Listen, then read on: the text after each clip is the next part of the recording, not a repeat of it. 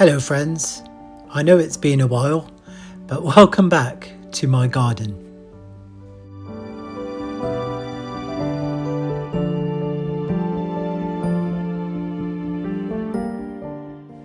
I love this time of year. As the earth warms up, those tiny seedlings we once planted soon begin to take off, and before we know it, our vegetable beds are full of lush growth.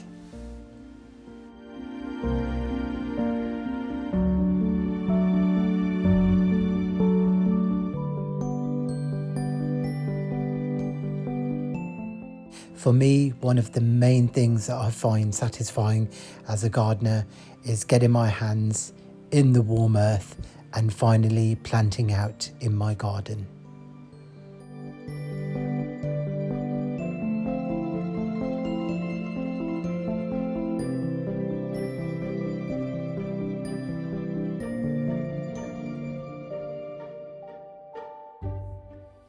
Hello friends, and welcome back to the channel. I know it's been a while since I last posted.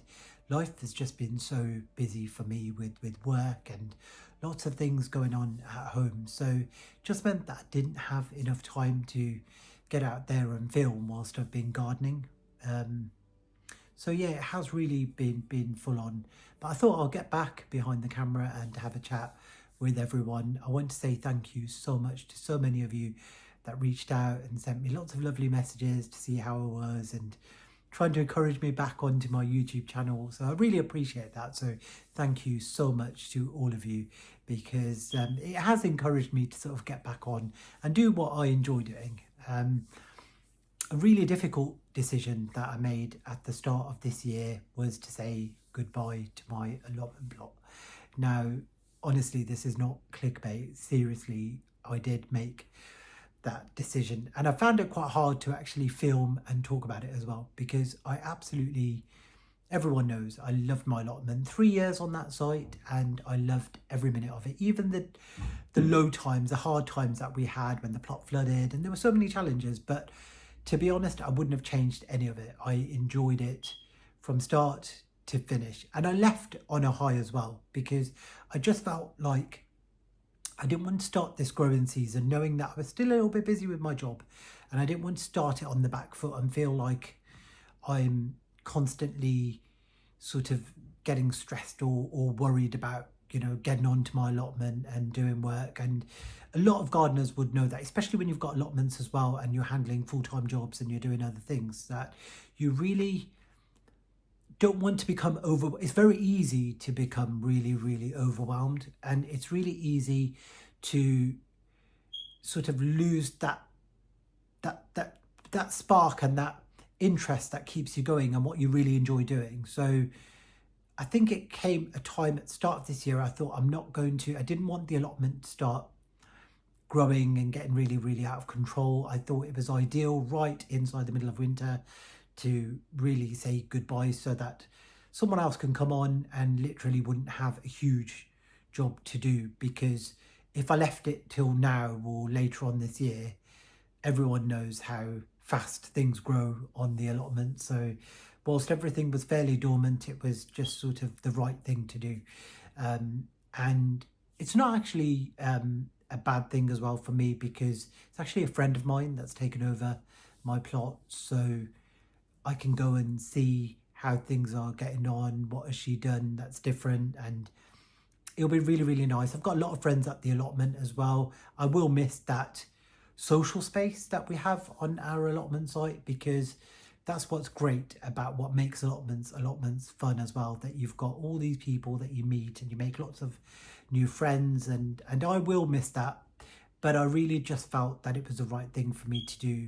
And yeah, but that doesn't mean an end to this channel and me filming on my YouTube channel, because I think this is just the start. New challenges and a new chapter. A lot of you would have already noticed as well from last year that I was bringing things home. So I was slowly bringing my allotment home. I'm really fortunate to have such a big space at home as well, and enough space to grow.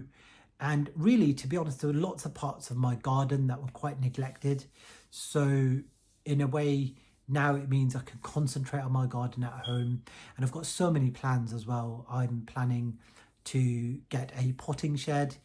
I'm planning to have like an orchard with mini fruit trees, which I can grow in my garden. So yeah, lots of exciting things, and I'm going to share all that with you on this channel. And also, there's new garden companions here as well. We actually have a fox that is resident in my garden. He actually lives just behind the lilac tree. It's a very, very mature old lilac tree in my back garden, and he's actually made a home just there. And he is an absolutely gorgeous fox, and it's just amazing to share my garden space with him. Now, of course, he's a wild animal, and I don't want him to be tame like Bob the Robin or anything like that. Because I can appreciate he's a wild animal, but it's just nice to know that my growing space, even here at home, is shared by lots of different wildlife. And that, to me, also really brings it home to me, really. And it honestly gives me so much, I don't know, it just makes you feel so good knowing that your garden is a safe space for different species of wildlife. We've got loads of different birds, we've got hedgehogs, we've got frogs that I've spotted in the garden. So yeah, it's just absolutely brilliant. So I'm looking forward to sharing my growing space at home with you all this year.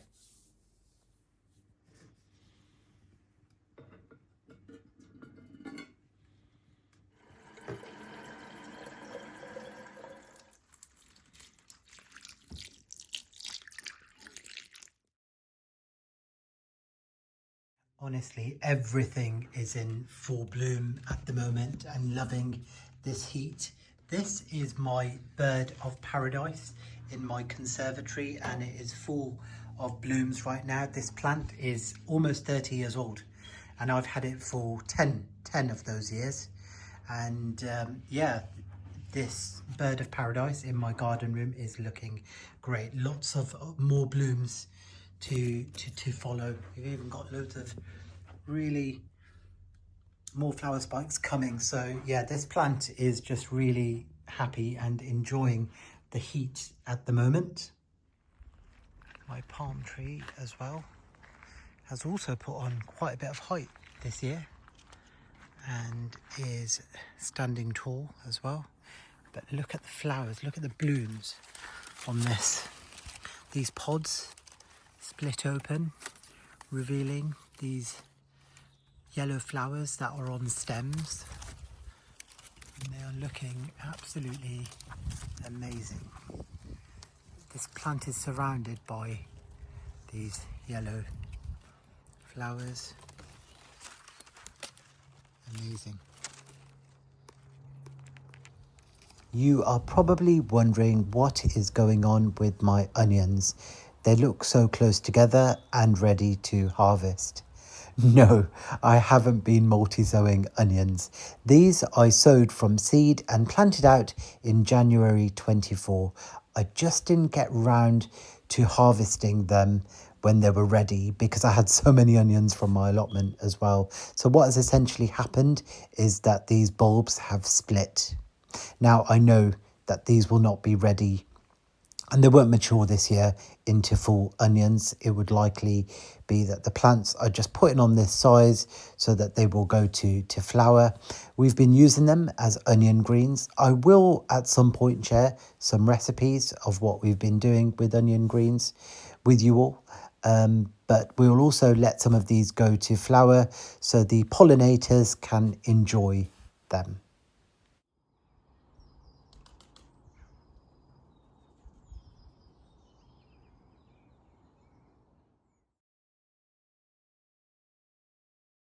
I will talk you through what's growing in my garden at the moment. These tall banana trees, the early leaves are getting quite shredded in these blustery winds, but I love that look, that very natural look, and they are doing really well. In this bed here, I've got some strawberry plants that are coming on really nicely now, and they're just starting to flower. Where I can, I also like to plant some herbs, whether I get some chives in the bed or some basil or coriander. Where I find space, I like to pack things in. So I've got a lovely bush tomato here called Totem, and this is accompanied by a lovely purple basil, which is really lovely and fragrant. I've had some really good carrot germination in this bed. The way I like to get the carrots to germinate is keep the soil moist, so just cover them in some cardboard, and then as soon as you start seeing them appear, you can just remove the cardboard, and yeah, it seems to help retain the moisture and you get good germination. I also, where I can, like to plant and direct sow some flowers just to encourage the pollinators. I've got a lovely red hot poker here as well, just starting to grow. I'm sure it will be full of flowers soon. I'm using these logs as stepping stones. They are Douglas fir cookies and they are great as stepping stones, and it will just give this area a nice natural look. I've been inspired by the lovely Liz Zorab by using onions as flowers because the pollinators absolutely love them. And look at them, these flower heads are just about to flower soon, and they're like little beads and they just look amazing. I'm sure the bees are going to love them. This is my salad bed, and also I've got lots of spinach and chard in here, and I've been harvesting from this bed loads already, which has been great. The lavender as well, again, just to encourage those pollinators. Like I said, direct sowing some flowers where I can, like nigella and some cornflowers here, as well as some of my sweet peas, which I direct sowed and also transplanted some in this bed. And yeah, they're doing really well. Again, a good companion for the tomatoes is planting it with some basil. In this bed, I've got to do quite a bit of weeding, but the mint is doing really well. I know it will take over, but that was my intention by putting some mint in this bed. And also, I'm going to see if I can train some of these tomatoes to grow over the arch in this bed as well. That'll be great if that works.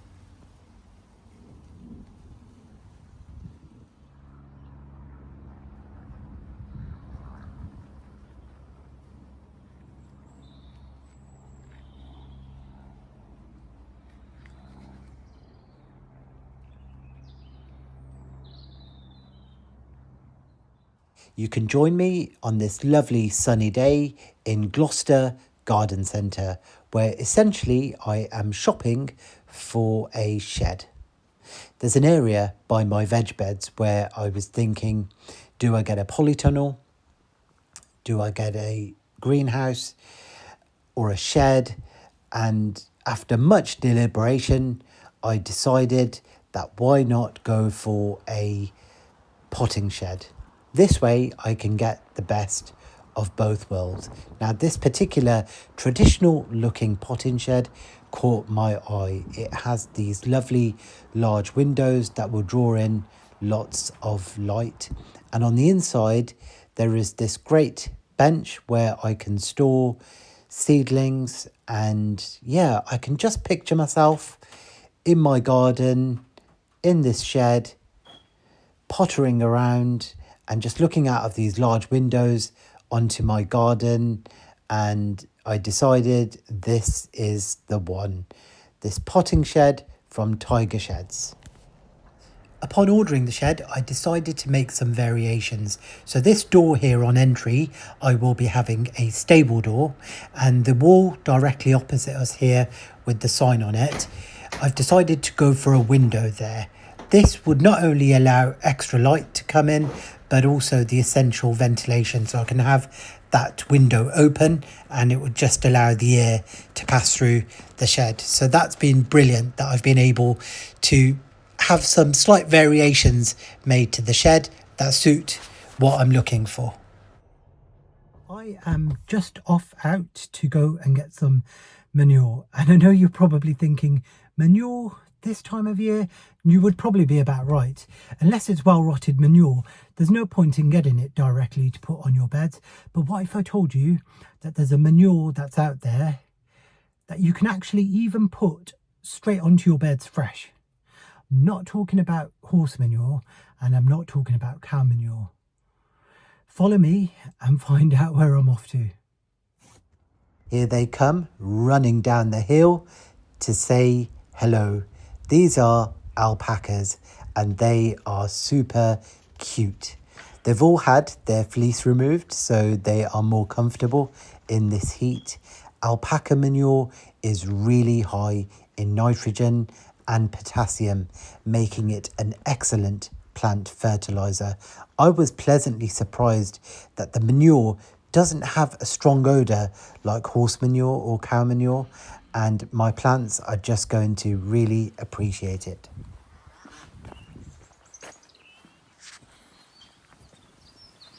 So this is it.